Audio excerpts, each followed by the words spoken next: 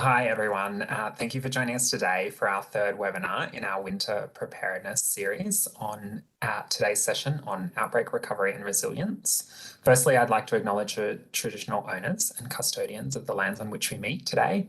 Pay my respects to elders past, present and emerging. For me here in Canberra, it's the Ngunnawal people. We've got people joining the panel from across the country and of course acknowledge the traditional owners of the lands from which you are dialing in from today as well. Extend that to any Aboriginal and Torres Strait Islander peoples joining us as well. I'm sure most of you are familiar with me by now, but my name is Jacob Madden. I'm the Assistant Secretary of the Emergency Preparedness and Response Branch here at the Department of Health and Aged Care. Today on my panel, I was just saying I've got some of my favourite people, Dr. Melanie Roth, who's a Chief Clinical Advisor with the Aged Care Quality and Safety Commission, Dr. Ruth Vine, Deputy Chief Medical Officer at the Department of Health and Aged Care, Craig Gyar, who is the Chief Executive Officer of the Older Persons Advocacy Network, and Professor Michael Kidd, who is the Deputy Chief Medical Officer here in the department as well. As people may recall, earlier in the year, we had 2 winter preparedness webinars where we provided some practical advice on actions to help prepare for and respond to outbreaks during the winter period. Now that we're in spring, we wanted to have this webinar today. We also ran a follow-up webinar with the Commission on the importance of strong leadership and governance as a key component of your infection prevention and control. In today's webinar, which is the third and final in our winter series, we wanted to focus on recovery following an outbreak. This phase recognises the importance of providing support and services and ensuring the wellbeing of aged care providers and residents in and immediately after an outbreak. This is an important time for you to review and reflect on your services readiness and your response planning, to provide post-response support to your staff and to your residents, and to make sure your processes are continually improving. It's also time for you to consider how recent outbreaks may have impacted your residents, the level of care given during an outbreak, and how you can address residents' physical and emotional well-being and any deterioration. These are all topics we will touch on today with our great panelists. To help with all of this, our Aged Care Winter Plan provides checklists. These checklists contain examples of the practical and operational actions you can take with post-response support for staff and residents. While the focus of the Winter Plan is on residential care, it also includes a checklist for home care providers. Fortunately, now we are on the other side of the most recent wave, and the number of active outbreaks affecting aged care homes has fallen dramatically. In the most recent wave, which commenced in June, there was a peak of over 1,100 aged care homes reporting active outbreaks. And that affected around 6,300 residents and 3,500 staff cases at that point. That was at the end of July, was that peak.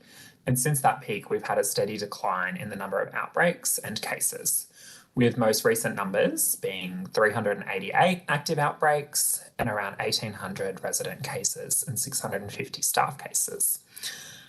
Even with this encouraging decline, we still need to be vigilant as COVID will continue to circulate in the community, and we'll continue to see waves of outbreaks in the aged care sector.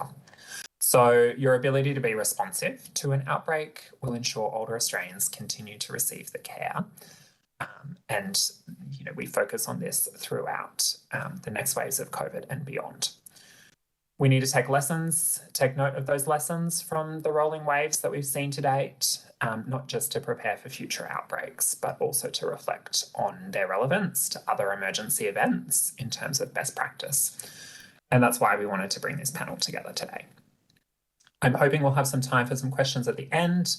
I invite you to submit your questions through the Q&A function, and we will address as many as we can. So to do that, in the bottom right-hand corner of your screen, select Q&A, type your question in there, hit enter, and that will pop up for the panel. We'll attempt to respond to as many as we can in the time we've got, and anything left over, we will take back look at and try and address through some of our communications materials. I will now like to hand over to Dr. Melanie Roth to talk about the mental health impacts from COVID, physical reablement supports, and building resilience in the recovery phase. Dr. Roth will also give some advice from the Commission's perspective. Thanks, Melanie. Hi, thanks very much. I don't know how much I can cover in a short time, but certainly we will continue to see outbreaks. There are already outbreaks still happening, even though the numbers have reduced. And also these skills and risk managements are transferable to other outbreaks. So I think that outbreak management in general has improved, and we will still see outbreaks of such things as gastroenteritis and influenza. And really the principles are the same. So the planning can take into account all outbreaks, really. Fundamentally, I like to think of the goals of outbreak management in 4 parts. The overarching goal is to limit the extent and duration of the outbreak. You want to try to be protecting unaffected residents from exposure. You want to detect and monitor and treat in a timely manner people who are affected or become affected or infected in terms of your residents, and of course also your staff. And the 4th goal is really the ability to maintain normal care and as close to normal processes as you can, including, crucially, the ongoing detection of risks. And the risks that have been underprepared for in what I've seen personally have been actually the non-COVID risks. So I think everyone's quite aware now of the COVID risks and how to try to prevent and respond to them. But the non-COVID risks are still there, as they are when you don't have COVID, but they're much more difficult to detect. And even in people who never get COVID or the infection, the outbreaks relating to, will still have increased risks because of the disruption to processes. So planning to continue those things is really important, and we've certainly seen some really good responses in planning, and we've seen some devastating outcomes where risks haven't been foreseen or have not been able to be detected. So the non-infection related risks that I like to think of are I came to call them the big 3. And they're interlinked, and they impact slightly differently and needed slightly different preparation and response for people who are suffering from dementia or who have other forms of cognitive or behavioural issues. But the risks broadly are nutritional. We see time and time again that as soon as an outbreak is declared and a shutdown occurs, that the nutrition of residents starts to decline, sometimes dramatically. Sometimes we are seeing large numbers of residents losing in excess of 10 kilograms of weight each, not because they've got the infection themselves. So there are many reasons for this. Obviously, people are having to eat in their rooms, they're eating alone, they've got decreased access to assistance, there's decreased choice, and all of the normal systems disruption, as in not being able to have any social eating, people caring for them who don't know whether they need or don't need support, and a failure to detect when people aren't eating. So obviously if somebody's not eating, and there are many reasons for that, it's much better to detect it when they're not eating than when they've lost weight, which is weeks later. There's also a decreased ability to respond to when this is detected, but you can understand also the interaction with psychosocial factors that impact on nutrition and appetite, and those include fear, loneliness, depression, boredom, and all of those will go to make a resident potentially eat less, or in some cases eat nothing and drink nothing. So don't forget hydration with all of that. The second of the big 3 is physical. This is probably a bit easier to foresee, but the impact can be really, really profound, particularly for frail or people with borderline function. So the use it or lose it can happen in in literally a day or two, that somebody who stays in bed for 2 days and normally gets up with assistance and is able to walk around may very well lose the ability to get out of bed independently or to move from sit to stand.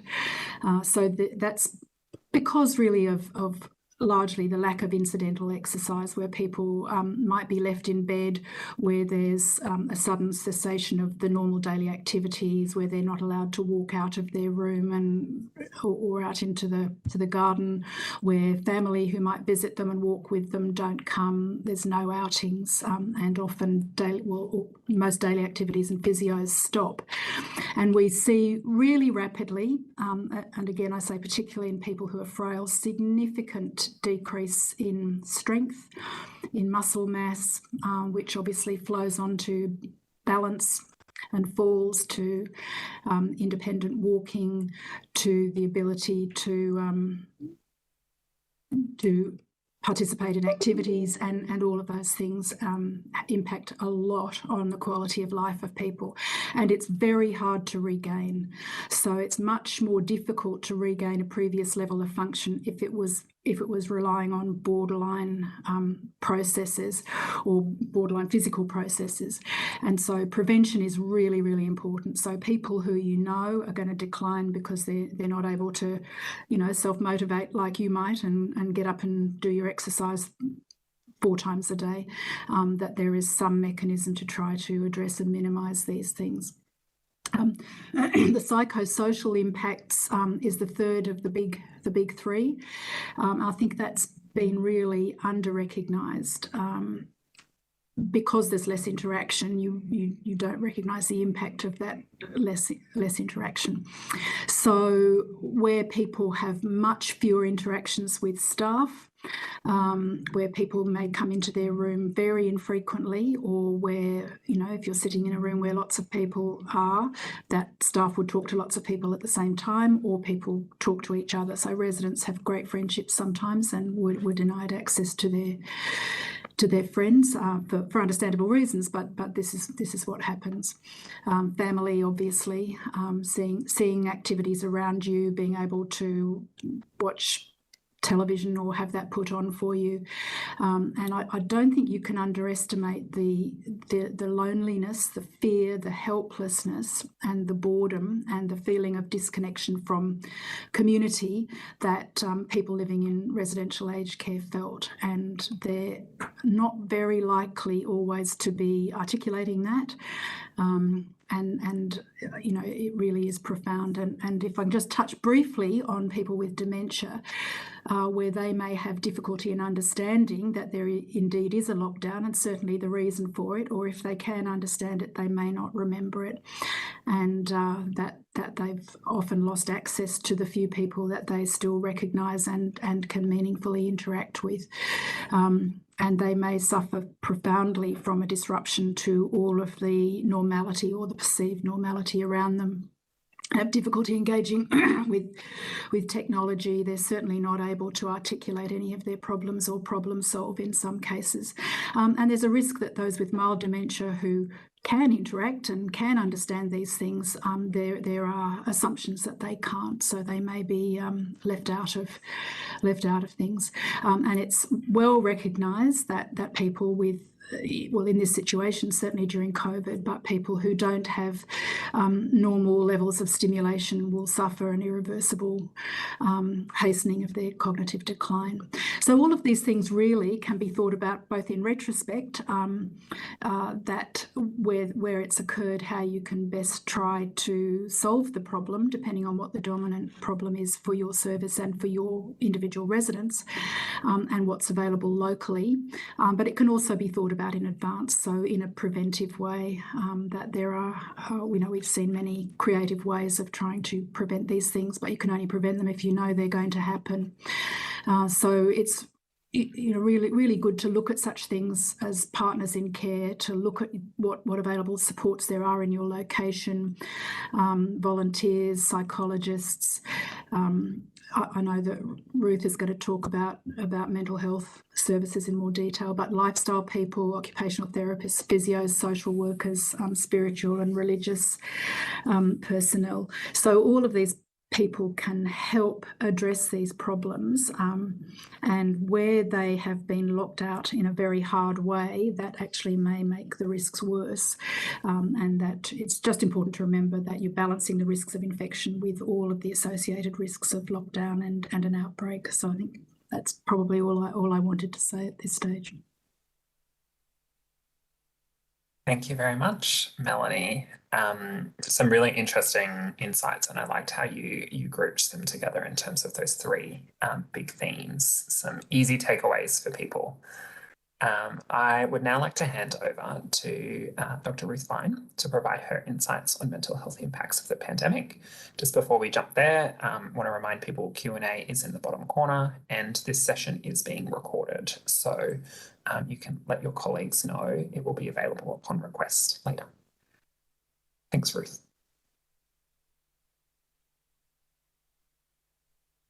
Thank you. Thank you very much, Jacob, and Melanie, thank you for setting the scene so well. I mean, I think one of the things to note about mental health and indeed recovery from ill mental health during these strange times in which we live is to consider what was there before and what's happened during, and maybe some of the newer service models. So I do want to start by noting that if we're thinking about residential aged care facilities and the staff who work in those facilities, mental health services before COVID were not that good, and indeed there were real problems, I think, with under recognition and under treatment of mental ill health in elderly people. And although there had been some attempts to get increased services into facilities, either PHN funded or some of the extensions under Better Access, I think it's fair to say that all was not well before COVID. And then, as Melanie has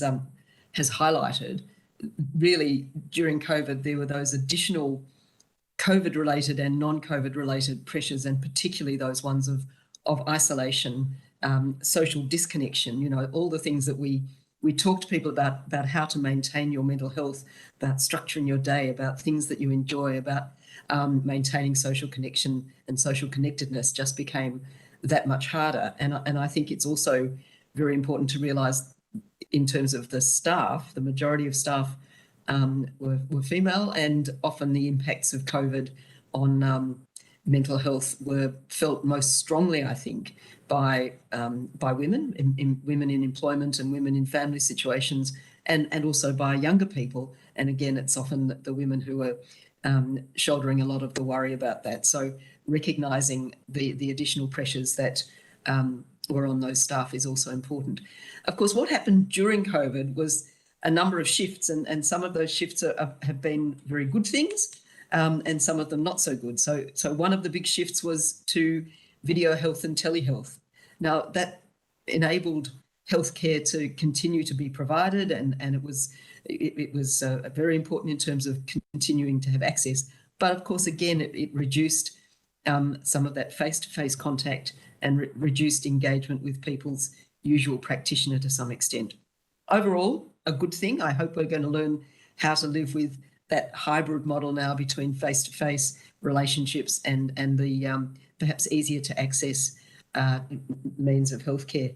Some of the other things that happened during COVID of relevance were, again, an increase in the availability of some of the better access services. Again, a mixed benefit for those in the aged care sector. But there were also some special services put in place. There was the essential network to help healthcare providers, particularly important, I think, for nursing staff. And in those places, New South Wales, Victoria, where there were extensive lockdowns, there was a fairly rapid establishment of the Head to Help or Head to Health clinics, and the establishment of an access line, 1800 595 212. But there was also a lot of social media information and communication, and indeed webinars like this were one example of that. So quite a few things happened, I think, during COVID, and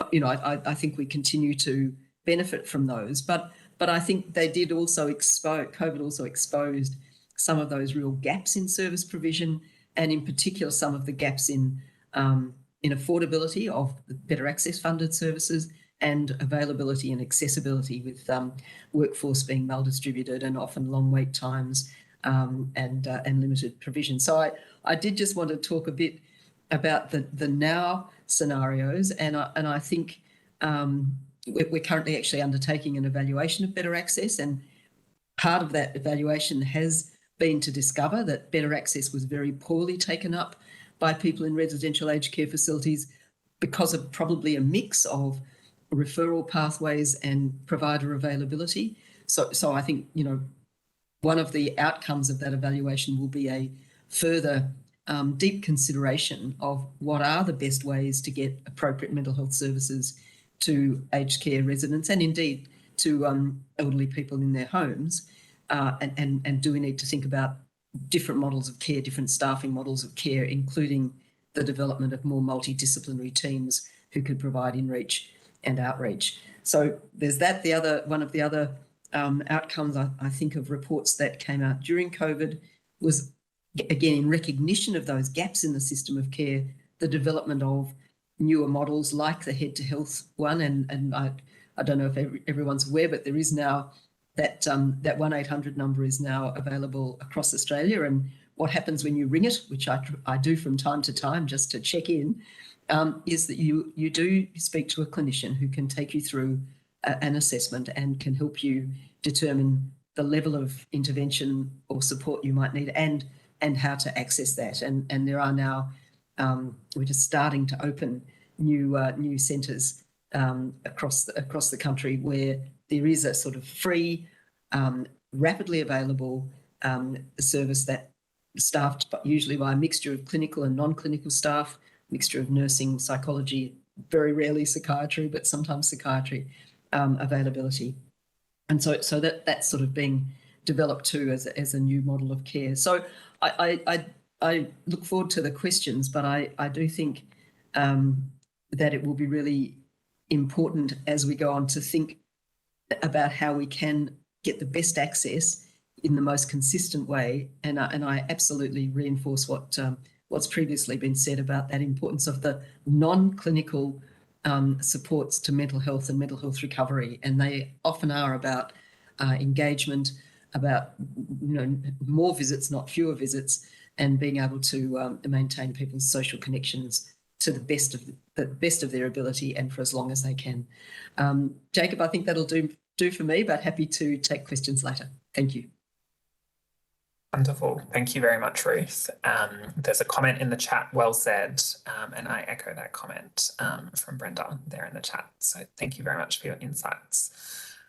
We wanted to also have along today someone from the sector, Craig Gear, the CEO of the Older Persons Advocacy Network, who will be able to discuss the support services available for residents, their representatives and families, as well as for older people in the community more broadly. So I will now hand over to you, Craig. Thank you.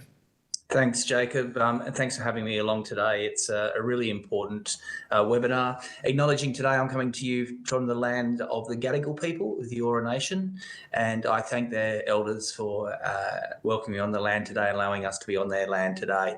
It is a webinar focused on recovery, but we have to acknowledge that there's many older people who haven't recovered and have passed during this time, and just want to take a moment to acknowledge that grief and the impact that has had on older people and their friends, partners, families, and other representatives as well. And just as Ruth is saying about those services, so important that there's also the Australian Centre for Grief and Bereavement that are actually providing COVID-specific residential aged care services. So just reach out and use those services. People that we spoke to during some of the outbreaks and when we were doing family meetings said they found those services really useful. And it's in this recovery phase that people really need that support, and we shouldn't ignore that older people are going to feel that grief and bereavement just as much as anyone else, and we need to provide the supports to them, like Ruth has said. I also want to acknowledge what a huge impact and effort every aged care worker has made right across Australia, and residential aged care, but also home care as well, to keep older people safe, to keep them connected, to keep their activities of daily living up as much as possible. And that I think what we are now is needing to wrap around a whole lot of supports for the aged care workforce, for residents and families, but also to make sure those services are coming back in as we try and recover in this recovery phase, but being prepared that we may not be out of this as yet as well. So thank you to managers, to staff. We know it's been really hard, and we know you've been doing your absolute best to keep people safe. 5 things I wanted to run through of, I think, supports that are there.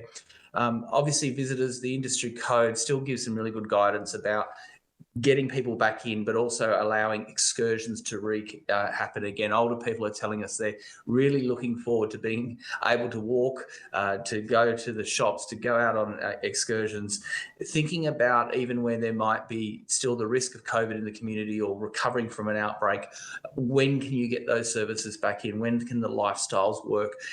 Get going again. And that's really important to communicate with family and friends. So that's my number 2, is really being ready for the communications with families and continue that on. We saw some great communication with nominated representatives and communities more broadly of a residential village or families that are connected to that. And we want to see that to keep going. And also be prepared for the ongoing communication that may be needed if someone isn't in need of antivirals, to really make sure that we've thought about the right to access the antivirals, but also sometimes the right of someone who makes an informed choice with all the information to them to maybe not take those antivirals as well, and how we build in that respect for rights, for the right of a person to have carriage and citizenship and autonomy during this time as well. My third point is around partners in care. So we did see some really wonderful programs where there was a recognition of the additional support that someone who comes in regularly, who can be trained in infection control, who can be there to help support a person with feeding, connection, communication during that time, and connecting out of the facility to families and friends. So the Aged Care Quality and Safety Commission have some great resources on their website. Hammond Care have done some work around the model as well. So I really, I suppose, ask people to really look at that program and to use this recovery phase to get a program like that in place. 4 is around volunteers. So there's a couple of great programs. People will know about the Community Visitors Scheme, the boosts that have happened in that. It's time to make sure those CVS volunteers can come back in and have that personal one-on-one connection. We knew from comments prior to COVID that sometimes around, I think the figure was estimated, possibly 40% of people not having a visitor each year. CVS really important in getting people back and connected, but also your own volunteer programs. Let's support the volunteers and see how we can get them engaged and get that personal one-on-one connection. Intergenerational programs. If people saw the wonderful Old People's Home from teenagers and Old People's Home for 4-year-olds that's been on last night, it just shows the remarkable opportunities there is in intergenerational programs and support. The 5th and final one is around our aged care advocacy services. The National Aged Care Advocacy Program, we've got around 200 advocates across the country now who are providing information, education and individual support to older people and their representatives.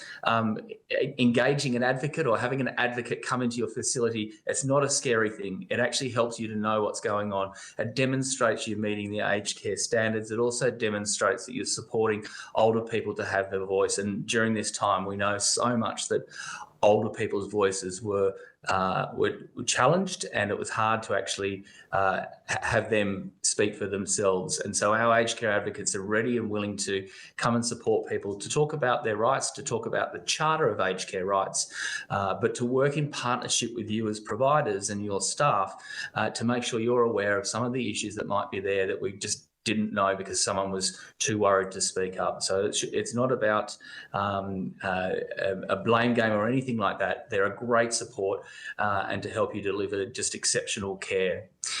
In doing that, we're really looking forward to re-engaging our advocates to come in and provide education. There's nothing better than being there, sitting around having a cup of tea, talking to people about their rights and their responsibilities, and to help facilitate that discussion so people feel confident to be in your service and to raise issues when they need to, but in the right way. So 1-800-700-600 is there to access our advocacy services or to get someone to come into your facility to provide ongoing education and support.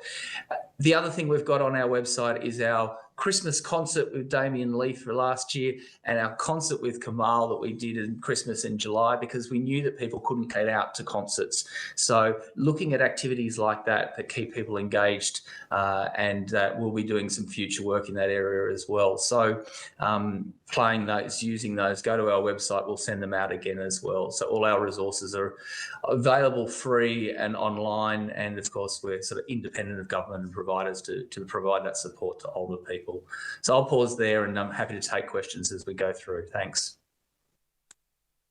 Thanks very much, Craig. Someone has asked if you could provide the number again, and we'll drop that in the Q&A as well. 1-800-700-600. 1-800-700-600. Thank you very much. We'll pop that on the slide at the end. Ruth, you also referred to the number for Head to Health, which is 1-800-595-212. We'll pop that on the slide at the end as well. And someone has asked Ruth, while we're on the phone number question, is there an after hours or outside hours option on Head to Health? Look, I don't think so. I think it runs extended hours, but it's not a 24-hour, 7-day-a-week service. The actual centres, as they're being established, also run extended hours, including some hours on weekends, but again, not 24 hours a day, 7 days a week, which means you do fall back on your normal mental health triage lines or, of course, crisis lines. And of course, I should have mentioned during my talk, Jacob, that again, during COVID, there was increased availability of a number of those crisis lines, including Lifeline and Beyond Blue and Kids Helpline. And not only was there increased availability, but absolutely increased demand, which has come back down, but not returned to pre-COVID normal. So, I think people do need to remember there's those sort of supports out of hours, as well as the more sort of assessment and decision-making supports in terms of level of service needed in hours. Thank you very much. Thanks, Ruth. And thank you again, Craig. I think the advocacy services and the other points you raised are really crucial and another piece of this important recovery puzzle. I would now like to welcome Professor Michael Kidd, Deputy Chief Medical Officer, who is on the line to provide some advice on recognising and managing long COVID. So thank you very much, Michael. Welcome. Thank you, Jacob, and hi, everybody. Really pleased to be able to join you again for this webinar. So I've been asked to talk a little bit about long COVID, and I know that you'll have probably been reading quite a lot about this in the media over recent weeks. And I particularly want to focus on the implications of long COVID for older people, and especially for people who are living in residential aged care facilities. So we're still learning a lot about long COVID. There's research happening all around the world, including in Australia, to try and get a better understanding of this condition. But what we know is that some people who are infected with COVID-19 will have symptoms which can last for weeks and in some cases months after they've recovered from the initial viral infection. You may even have experienced this yourself, as so many of us have been infected with COVID-19 over recent weeks and months. The most common symptoms that people develop include tiredness and fatigue, headache, problems with attention or concentration issues, what is referred to in the media as brain fog, shortness of breath, chest pain, muscle aches and pains. And some of these symptoms can just last for a few weeks and then get better. For other people, as I say, these symptoms can go on for weeks or months. Some other people can develop symptoms which relate to specific organs. So we have seen an increase in cardiovascular difficulties, in respiratory difficulties, in neurological problems, including strokes occurring in some people as part of long COVID. And we've also seen people who become depressed and anxious. Now, again, this can often happen after a viral illness, but we're seeing this is quite prolonged in some people with long COVID. We don't know how many people are going to be affected by long COVID, and we don't know who is going to be affected by long COVID. The estimates from overseas is anywhere between 10% and 30% of people developing symptoms. Many of those people, though, the symptoms will last for a month or so. A much smaller percentage, they can last for much longer. But what we do know is that older people are at greater risk of developing long COVID.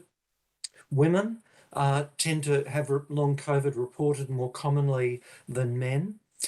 People who become seriously unwell with COVID-19 are at more risk of developing long COVID than people who have mild symptoms. But we have seen some people with mild or no symptoms who've become actually quite unwell with long COVID as well.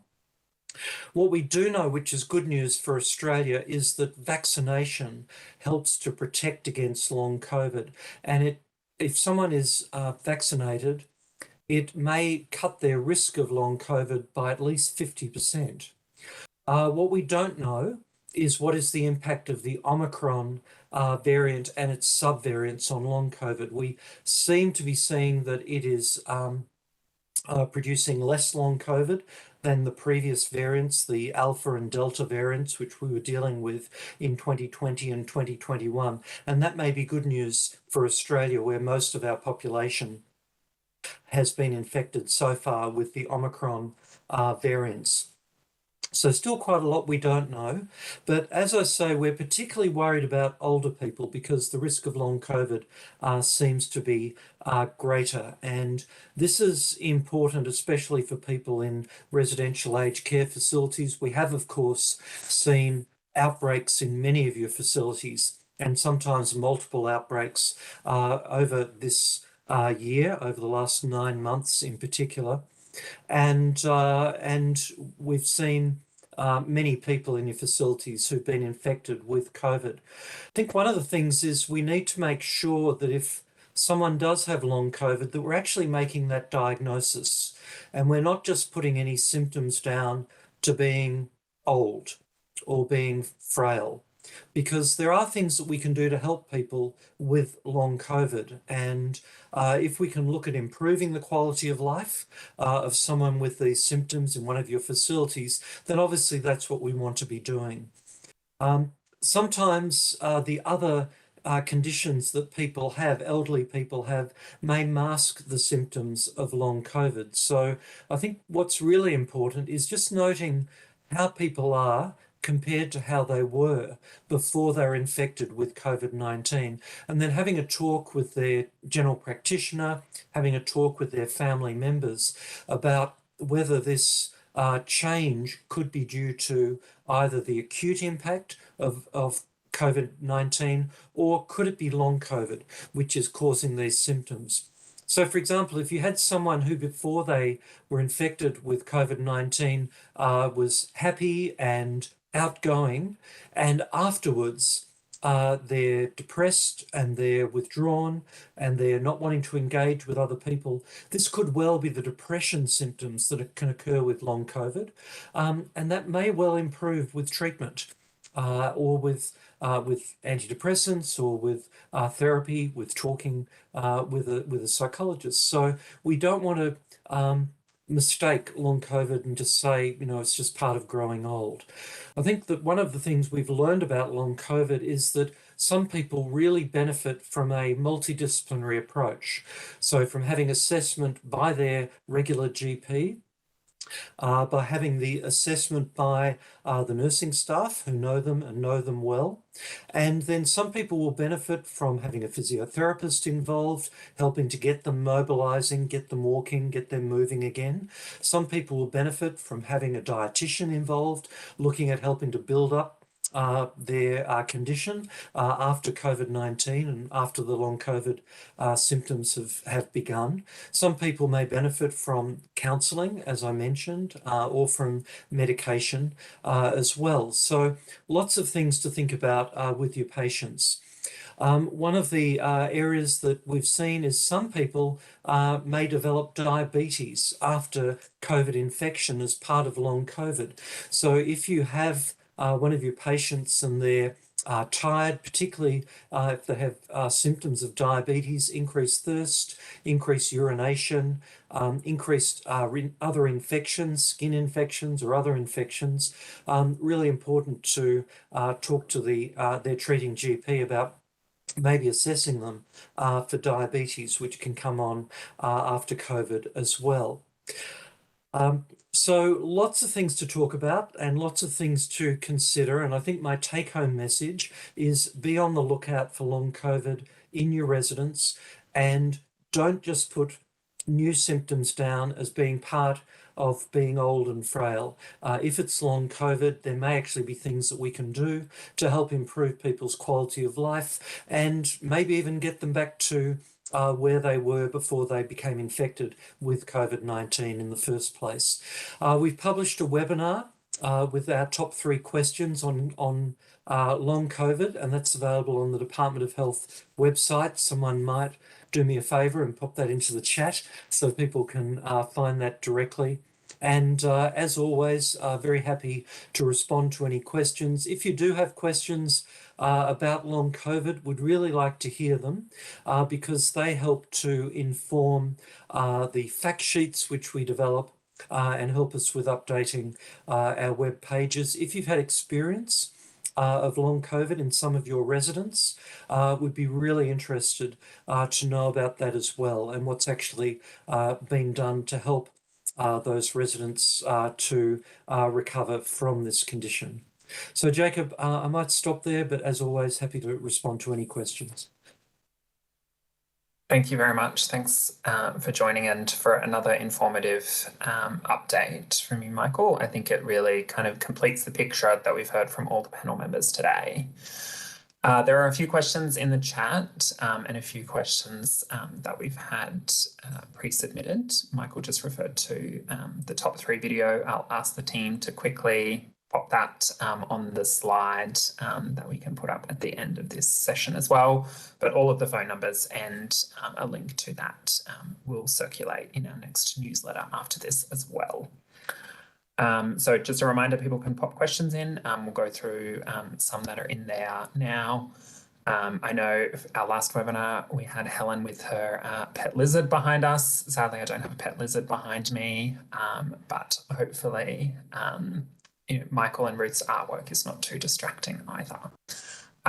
Michael, a couple of questions for you that we might go to first. A question about whether we know anything about people who've received antivirals and the impact on long COVID. Yeah, that's a really great question, Judy. Thank you for that one. We're still learning what is the impact. What we're hoping is that people who've had the antivirals, because they're much more likely to have less severe COVID-19. In fact, if we start the antivirals when people turn positive before they develop symptoms, they may not develop any symptoms at all. And what we do know about long COVID is the more severe the infection you have, the more likely you are to get long COVID. So we're hoping the antivirals are actually going to have a big impact in either preventing long COVID in older people or reducing the severity and duration of any symptoms of long COVID that people experience. It's still very early days with the research into the antivirals. So there is a number of groups, both in Australia and around the world, who are looking at what's happened in real life to people who got the antivirals and then seeing how they recovered and how they compared to people who didn't get them. So I hope that over the next month or so, I'll have more information about that specific issue, but it's a really important question that we're looking at very closely. Thanks, Michael. And as Michael said earlier, these questions are really important. The info we get through the questions that are submitted in these webinars, my team certainly looks at and make sure we're targeting our communication and engagement activities accordingly. So I encourage anyone to submit additional questions or reflections, as Michael said, if you've had experiences with residents or with clients in your home care services. We also welcome that through our COVID liaison mailbox. Another question for you, Michael, about vaccination from Mary. Is there any advice in relation to whether the fourth shot should be a different vaccine from what's been received earlier? Should you mix?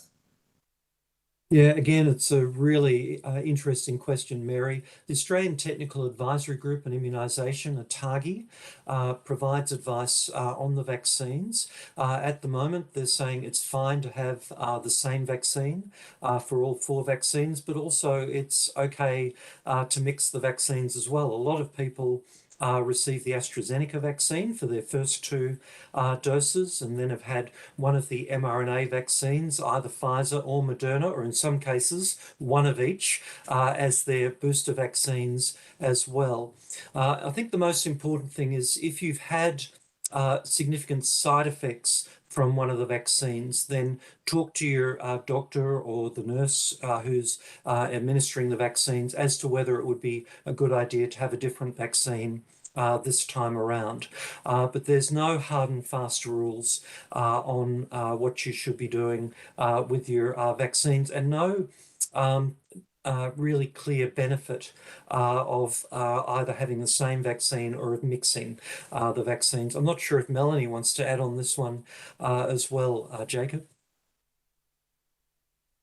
I don't really, Michael. I would have more or less the same answer. I mean, the only other thing to potentially take into account in the discussion would be, if you had severe side effects to one vaccine, you might want to hope that you might not with another, but I don't think that would necessarily be the case in any way. So I can't really add anything more, Michael, except it is a great question. Thanks, Melanie. Thanks, Michael. Melanie, while we've got you, one of the pre-submitted questions, which again might be between yourself and Michael to answer, but we'll start with you, was, is there any advice for residents who may experience hypertension, either after a COVID infection or after a vaccination? Hypertension? Yes. Did you say or hypotension? Sorry, hypertension. Hyper. Nothing specific other than manage it as you would. It depends on the degree and the context and whether it's just systolic hypertension or whether it's you've got a raised mean arterial pressure and whether the person's normally hypertensive and it's actually not very different, or whether it's a dramatic increase. And obviously sometimes it's related to physiological issues and sometimes it's related to psychological issues. So I think that's just has to be individualised, and wherever you have vaccination, you would have the sort of expertise that could assist in that situation. Thanks, Melanie. Michael, anything to add on that one in terms of cardiovascular symptoms and long COVID? No, I don't think so. I think Melanie and I are playing back and forward. Haven't got anything to add. Thank you. US Open tennis. Okay. Great. 1-4. Well, I'll throw to Craig and Ruth the next one. Give you a bit of a breather, Michael. Question again from Judy. How do we encourage aged care homes to take up the social and emotional wellbeing programs offered during outbreaks and post? And sorry, are we throwing that one to me? Yeah, we'll start with you and then we'll go to Craig. But may well be one more for Craig. But look, I think one of the things to say about this is perhaps one of the positives about COVID is that we're much more aware, I think, of levels of psychological distress that are being experienced across the population. And I think we're also perhaps much more aware of the importance of, if you like, the psychosocial rather than the clinical, not to in any way denigrate the clinical, but the importance of those issues around our, as I said earlier, sort of our connection with others, our activities that we enjoy, the sort of sense of purpose and hope and structure in our days. So I would hope that there is much greater awareness across residential aged care facilities of those issues as well. And as Craig has pointed out, perhaps greater availability. And the other thing I would just touch on is I do think that as we expand programs related to mental health beyond better access and do think more of those multidisciplinary approaches, multidisciplinary in this sense usually will include either people experienced in occupational therapy, but also often people with carer or consumer experience themselves and who are wanting to sort of help people to make those connections and integrate with services. So I sort of would like to think there's both awareness and also something to do with that awareness, and that COVID in fact has increased that, notwithstanding the terrible deficits that occurred in some places during some parts of the COVID time. So yeah, taking the uptake by providers of social emotional wellbeing, but also I think, as I said, partners in care, volunteers, community visitors scheme, and letting visitors back in. I say to providers probably do a risk-based assessment. Like it is the risk. We'll never eliminate risk completely, but really is the benefit for volunteers and these programs coming back in and engaging people. I suspect in most cases it'll be over, even if there was risk of COVID at the time or community, the benefit that this would be done in a safe way, which it can be facilitated, is going to be overwhelmingly better for older people and the volunteers and program people delivering the programs as well than that risk. So we really need to get to this risk-based assessment. I think then we might look at getting some messaging out there as well about the real benefits. When I've had people who've been sort of part of a Partners in Care program or staff that have been involved in the program, and it's not taking over from aged care staff, but it's so supplemental and complements what's going on that staff just go, oh my goodness, we couldn't have done without this. So again, benefits outweighing any risks and the investment of time in these programs, but getting some information out, some testimonials about that real benefit. For the volunteers, we know there were some volunteers that sort of dropped off during this time, and we need to sort of target and re-engage with them and make sure that they know that they'll be supported, they'll be respected, and that they'll get the supports and training they need to still deliver friendship support in a safe way as well. So I think we need to tackle both the volunteer pool and the friendship pool, and the for providers to know this is just, it's a bit of a no-brainer, I think. Very much, Craig and Ruth. A couple of questions that have come in kind of on the public health directions kind of topic. A question about isolation periods from Talia. Now that isolation period is reduced to 5 days instead of 7 days, but remains 7 days for high risk settings, are home care providers subject to 7 days or 5 days? This one, I think, is very much subject to the public health orders that the states and territories put in place, but the National Cabinet decision did include care provided in the home. Michael, was there anything you wanted to add on that one as well? Yes, so obviously the most important thing is that we're protecting vulnerable people in vulnerable settings. And that, of course, includes vulnerable people living in their own homes, as well as those who are living in residential aged care facilities. So again, you need to follow the instructions in your state or territory as to what the rules are. But my advice is that people should not be returning to providing home care until at least 7 days after the diagnosis of COVID-19, and of course not at all until symptoms have totally cleared up. And for some people, it may take 10 days to 2 weeks before symptoms totally clear up and people are less likely to be at risk of infecting people. I think also I'll be wearing a mask if I was going into a setting with someone who is vulnerable in their own home, especially in that period afterwards. I think also it's important for the wider public, you know, if you come out of isolation at 5 days, stay away from grandma or grandpa for the full week as you normally would have, because older people are just more at risk than younger people. Thanks, Michael. We've talked a bit about vaccination. It's come up in a couple of different contexts today. Raphael has asked, will COVID be a yearly shot, and will that be mandatory like the flu vaccine? Again, I think point to vaccination mandates currently being in state and territory public health directions. So look for that advice in your state. But on the question more broadly about whether we expect to require yearly vaccinations, Michael. Yes, so whether the vaccines will be mandatory or not remains to be seen over months and years ahead. But we will need to follow the advice. And at the moment, it's too early to know whether we'll end up having a yearly vaccine against new variants which have emerged of COVID-19, whether we'll end up with a combined vaccine of influenza and COVID-19. Certainly that's being looked at. It's under development by some of the manufacturers to try and have a double dose vaccine for the winter. Also, people may have seen we've just had approval by the Therapeutic Goods Administration of the first what's called a bivalent vaccine, which includes the original COVID strain, but also the Omicron strain. So these vaccines will start being developed, and they'll start coming into Australia as well.